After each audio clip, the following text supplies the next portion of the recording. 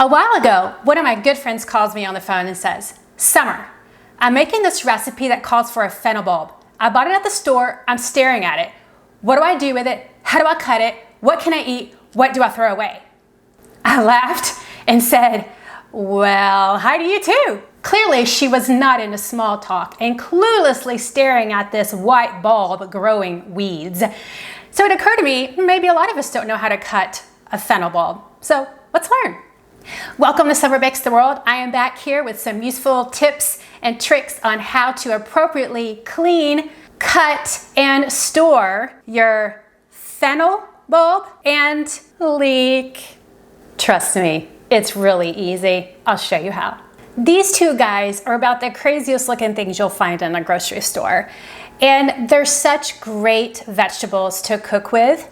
They're great this time of year to go in dishes that are for fall flavors. Fennel has this nice, mild licorice undertone, and leek is a mild tasting onion.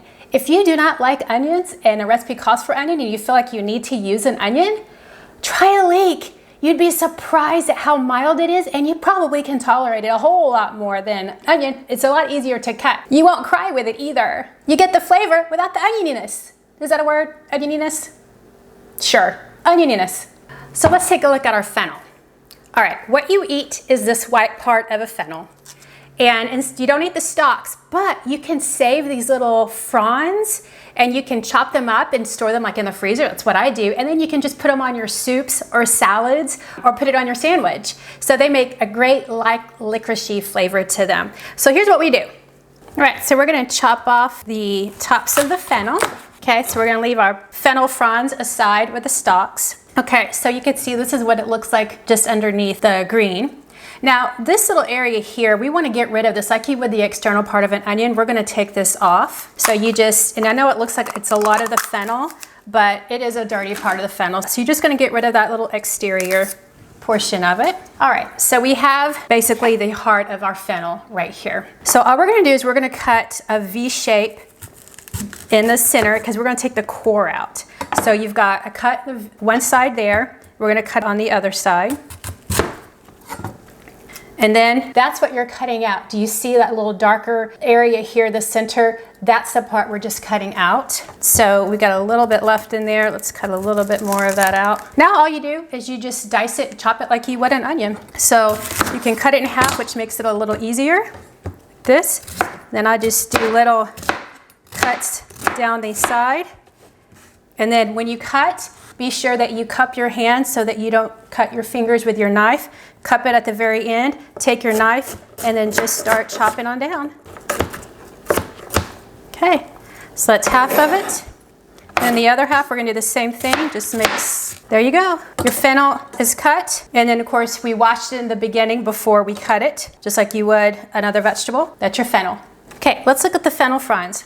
So these are really delicate.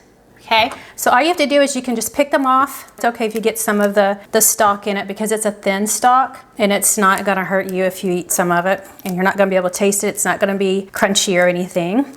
And they're very pretty too. Can you imagine this sitting on the top of a bowl of soup, like a tomato soup? I have this amazing tomato, fennel, and leek soup that I like to make this time of year. I love to put these little fennel fronds on top and then just slice through them, break them up a bit, and there you go. A nice topping for anything, really.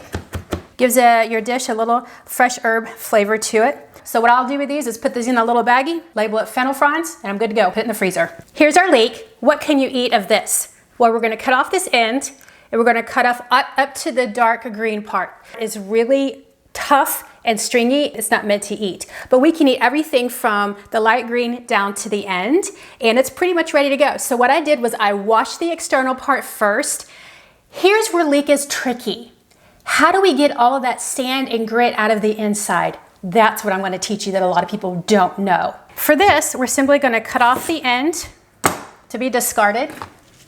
And then let's cut off the dark green top to be discarded. So you don't need to eat any of this. That goes in the compost or whatever you do with it. All right, so this is what we're left with. This is what we're going to eat and consume.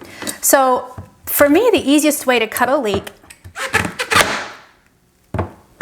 is we're going to cut down the center of one half, turn it over, cut down the center of the other half.